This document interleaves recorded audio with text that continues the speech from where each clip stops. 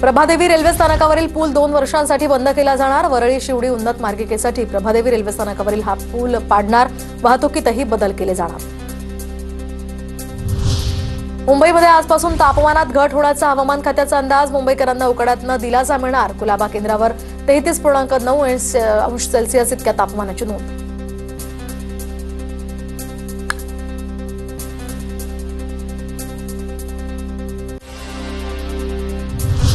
मुंबई बाहेरून पीओपी गणेश मूर्ती आणणाऱ्यांना अटकाव, तर पालिकेचं कोकण विभागीय आयुक्तांना पत्र। ठाणे, रायगड आणि सिंधुदुर्ग जिल्ह्यातनं पीओपी मूर्ती येऊ नये यासाठी कार्यवाही करण्याच्याही सूचना।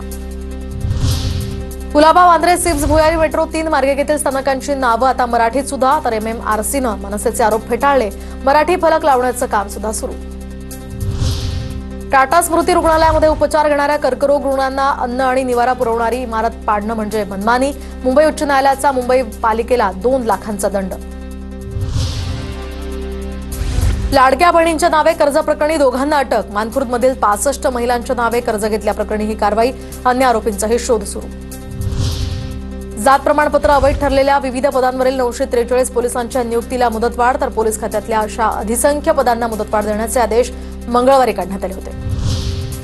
भावचा धक्का ते उरणमधील मोरा बंदरापर्यंतच्या रोरो सेवेला आता डिसेंबर 2025चा मुहूर्त। महाराष्ट्र मेरीटाईम बोर्डाचा नवा दावा। रोरो सेवेला 75 कोटींचा खर्च, पण काही तांत्रिक अडचणी। ठाणे शहरात 6051 सीसीटीव्ही बसवण्यासाठी 575 कोटी रुपयांच्या सुधारित प्रशासकीय खर्चाला मान्यता। शहरातील 1 ते 5 झोनमध्ये सीसीटीव्ही बसवले जाणार।